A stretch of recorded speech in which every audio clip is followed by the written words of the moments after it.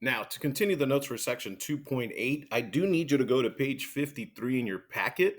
If you notice, page 53 is the new page that you picked up today that we need to add to our packet. So make sure you're on that new page. Make sure you staple it to the packet, of course. So here we go. Now, the difference this time is they said we're going to use the quadratic formula. And here's the key, we're finally going to solve for x.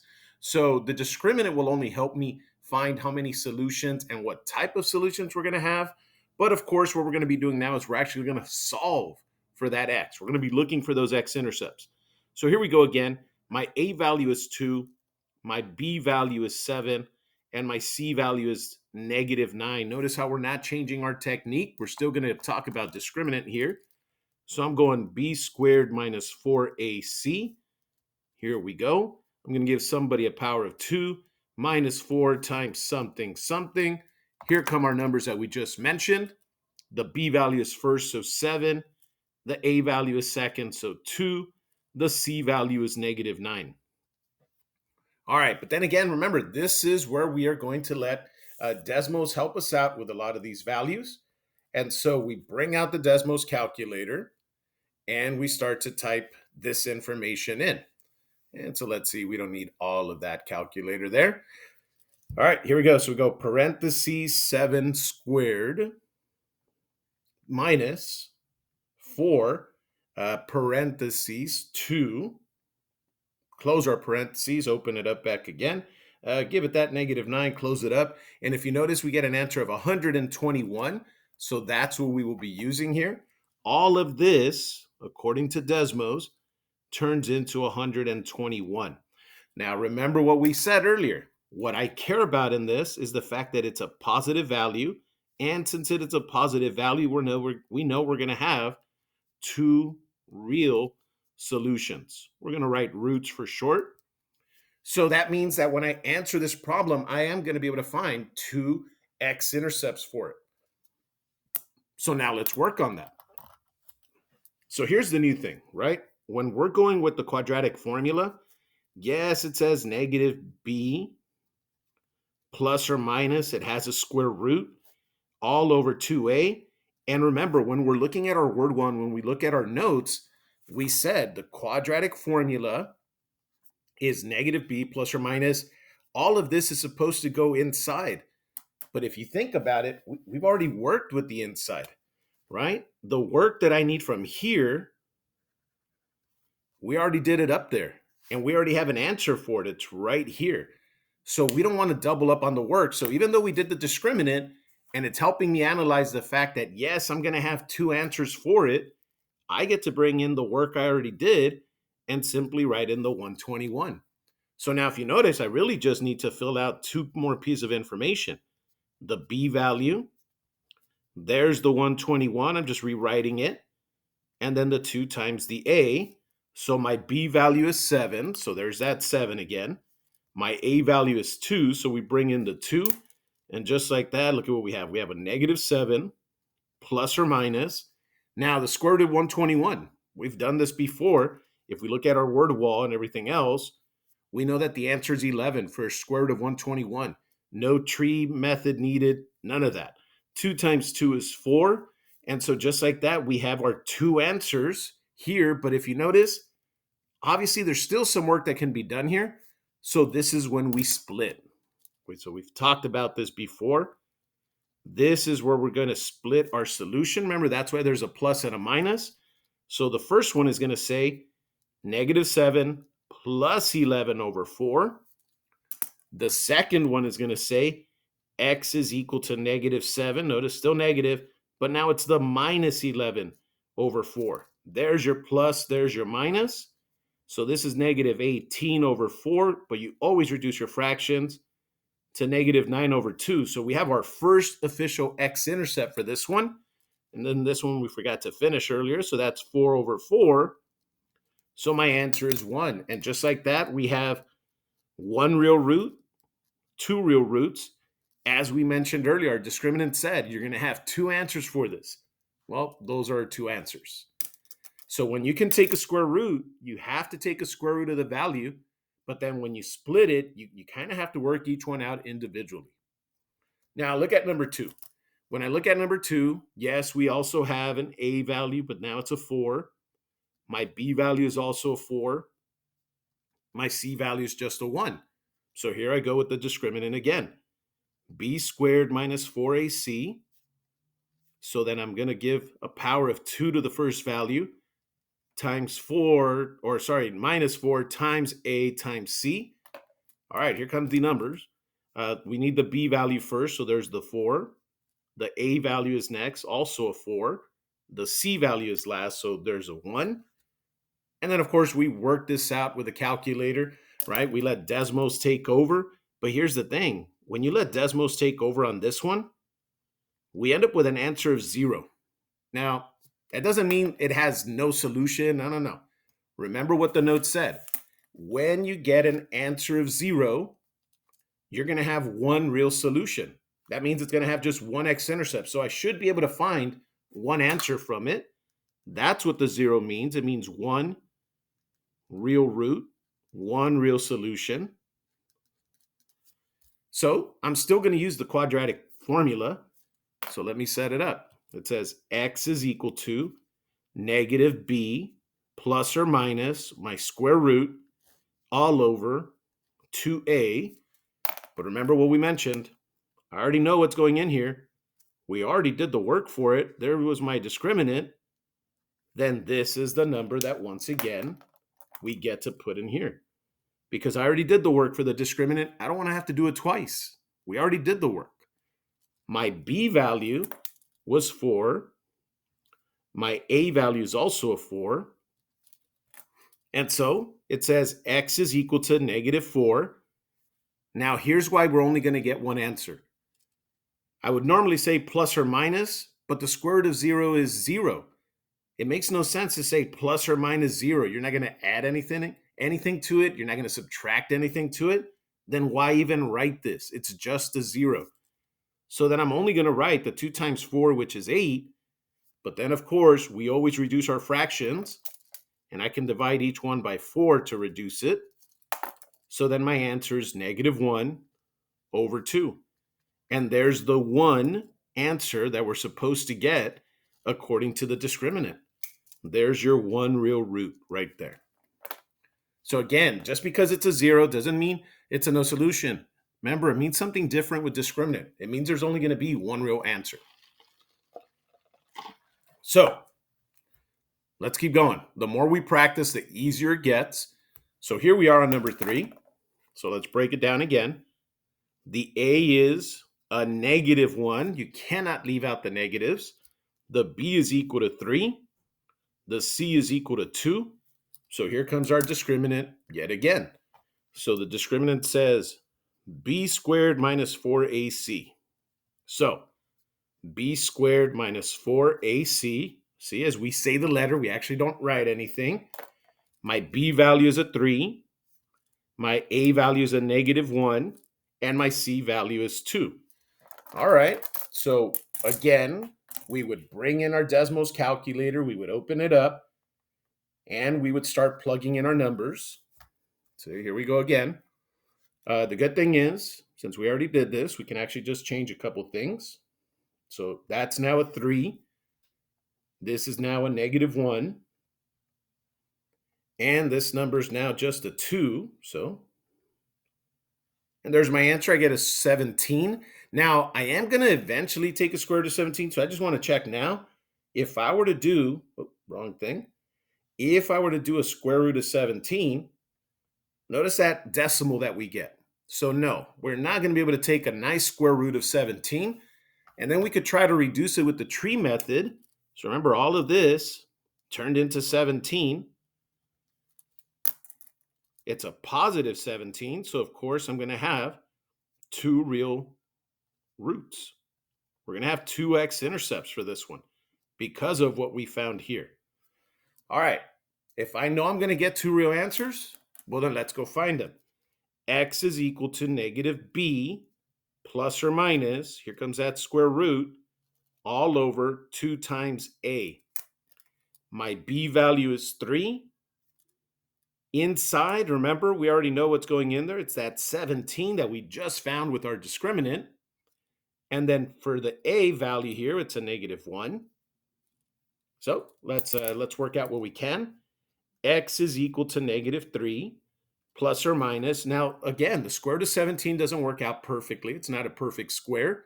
If I try to break down a 17 using the tree method, well, nothing goes into 17 except 17 and 1. So you shouldn't stress over it. It should make you happy. You don't have to do anything with it. All over -2. Now, if we were to type in our solution like this on our homework, it might say that it's wrong because of one thing. We are dividing everything on top by a negative. I understand the 3 and the 2 doesn't divide nicely. That's fine. So look, I'm going to leave the 2 down there. But I am going to divide everybody by a negative. So negative divided by a negative is now +3. Look at what happens with a plus or minus. All right. A positive divided by a negative is negative. But a negative divided by a negative is a positive. So if you notice, a plus or minus divided by a negative remain the same. This is what our answer should look like. We shouldn't have a negative in our denominator if we can divide by it. Now, on your homework, just a heads up, especially with big ideas, they may want you to split the answer into 3 plus square root of 17. Yes, all of it over 2. And we would say x is equal to 3 minus radical 17 all over 2. So they might want you to split up the two answers as just a way of putting it online. And finally, last one, at least for this type, my a value. No, it's not 0. There's a 1. Remember, you can never say it's 0. If it's 0, it would stop being a quadratic. B is equal to 7. C is equal to -1. Here we go one last time. B squared minus 4ac is our discriminant. B squared minus 4ac. Yes, we say it, but we don't write the letters. So we have to get used to that. This is what I would expect to see in your notebook when you're working these out. And now we plug in our numbers. Our B value is 7. Our A value is 1. Our C value is -1. All right, so we would let our calculator do the work here for this problem. So let's see what we get for this one. We are going to make a couple changes, of course, to the previous one that we had earlier. Oh, there we go. Okay, so let's see what we get. So we said we're going with a 7 in there. So here's our 7 squared. We know we're dealing with a +1. And of course, now we're dealing with the -1. All right, so there's our answer, 53. So 53 is our results for this one. All right, so all of this ended up being 53.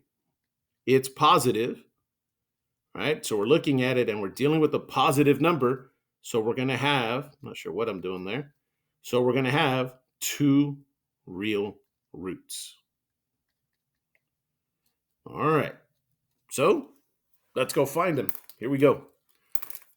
We're going to go with our x equals -b plus or minus a square root all over 2a.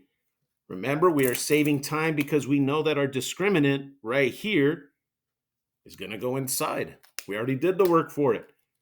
So we're going to throw that 53 in there. And then, of course, inside, where they said, give us our b value. Our b value is 7. Our a value is 1.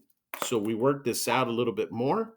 X is equal to -7 plus or minus the square root of 53. Again, it is not a perfect square. There's no way of reducing it with a tree factor. So then it stays inside as the square root of 53 all over 2. And unlike last time, remember last time we had a negative and that's what changed everything? There's no negative in our denominator, which means our answer is -7 plus square root of 53 all over 2. And x is equal to -7 minus the square root of 53 all over 2. So that's how we're using our quadratic formula and discriminant at the same time. Now, let's finish up with a little bit of review of something that we've done in the past. So we want to make sure we remember how to reduce our radicals. I understand that we couldn't reduce the radical 17 or the square root of 53. I know we couldn't reduce them. So we're going to practice with these. Now, the square root of 60. The 60 is not a perfect square. So we've talked about breaking it down into some prime factorization. And in order to do prime factorization, then I'm going to break down the 60 into any two factors that we can think of. Remember, we have our multiplication chart. Look at all these options here. All right, we have plenty of options to break it down. So we're going to use those there. So I saw a 6 and a 10 as an option. Now, with the 6 and the 10, we can break down the 6 into a 2 times a 3. And if you notice, the 2 is already a prime value. The 3 is also a prime. So those are our leaves to the tree. Now, the number 10, on the other hand, is 2, which is also prime, times 5, which is also a prime value.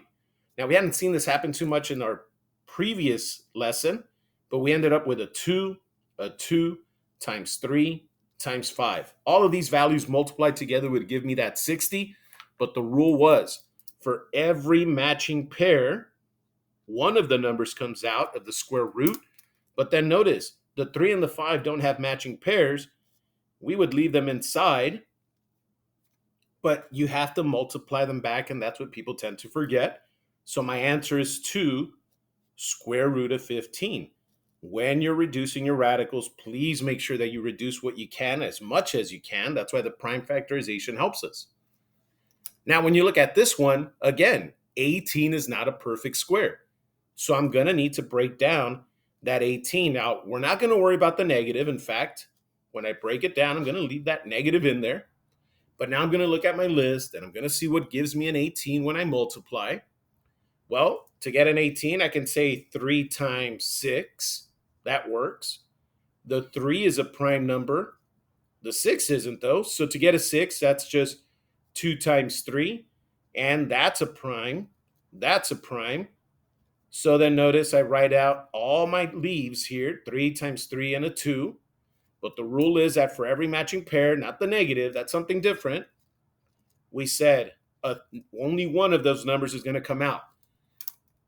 Note, because of this negative that's out here, remember, having a negative out in front, or still inside, sorry, but it's still inside the square root, that just means one thing, that in my answer, the only way that I can take a square root of a negative value is if we mention the fact that it is now an imaginary value. So the negative causes the I to come out, and then the only thing left who didn't have a matching pair was that 2. So we leave it inside of our square root. And just like that, there's our answer. So it's 3i because of the negative, square root of 2. Now, when I look at number 3, 64. 64 is definitely on our list of perfect squares. But just remember, because of this negative out here, the first thing I'll do is I'll write the letter I there. That takes care of the negative. But then the square root of 64, we don't need a tree for that. The square root of 64 is an automatic 8. And just like that, we're done with these problems. So again, another reminder that no, you don't always use prime factorization, right? Save time. If it's a perfect square, then take a square root instantly. And finally, we have this number 200. No negative this time, so no I to worry about. But the 200 is not on our list. So let's see what gives us a 200. I know it's a little too big for our list there that we have, but look, that's 2 times 100. So the 2's a leaf. To get a 100, we can go 10 times 10, which if you notice, there's already some repetition there. We can save time, but we'll do the full prime factorization. Whoa, full prime factorization means I have to keep going. Not a leaf yet. 2 times 5, there's a prime, there's a prime. And we go again, 2 times 5, there's a prime, and there's a prime. So yeah, not that 10 there. So we end up with 2 times 2 times 2. Yeah, there's 3 of them. And there's 5 and a 5. So we have 2 5s involved. The rule is for every matching pair, only one of those numbers comes out. Yes, we have a matching pair right here also, but only one of those numbers comes out. And the only thing left without a matching pair was that extra 2 right there. So we leave the 2 on the inside of our square root. But just remember, we're not done. we have to officially multiply the 2 times the 5. And so together, 2 times 5, here's our final answer, 10 square root of 2. Just like that, a little more practice with reducing radicals, which continues to be a little bit of an issue for some. All right, with that said, you can go back in, finish that classwork that you started earlier, and then we can jump right into the homework. Have a good day, everybody.